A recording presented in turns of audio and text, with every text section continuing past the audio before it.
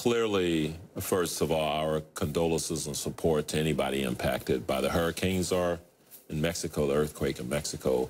And obviously, we were, along with the entire cruise industry, very early after the hurricanes, sending supplies to the various islands that were impacted, and as well as Mickey and Madeline through the Harrison Family Foundation, along with Carnival and the Miami Heat. You know, we've pledged a total of $10 million in kind and cash. So you've made your ships available to send in supplies and aid. What happened is, you know, we have lots of routes throughout the Caribbean, and so ships already in different itineraries, you know, are able to stop and drop supplies off, you know, as needed. Of course, there are much bigger relief agencies involved now. This was immediately after the hurricane.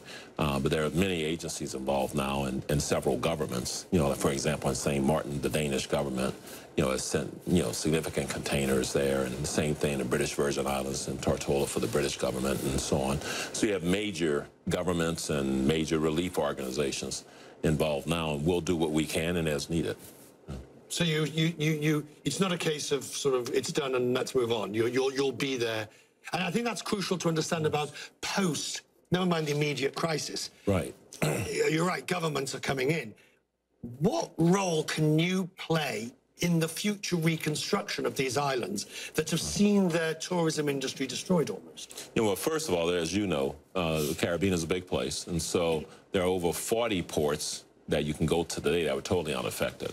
And there's about 5 ports that our cruise goers frequent often that have been affected. Several of those will probably be up and running before Christmas, before the end of the year. The people are resilient.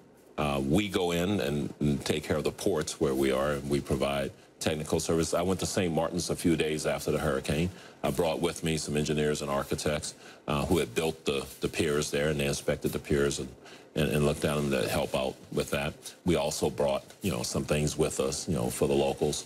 But the reality is those people are resilient. They're focused. The biggest thing we can do to help them is to get tourism going again in those places that have been negatively impacted. And people watching who say, hang on. He's talking about tourism. He's talking about tourism and cruises and these sort of things. What world's he living in?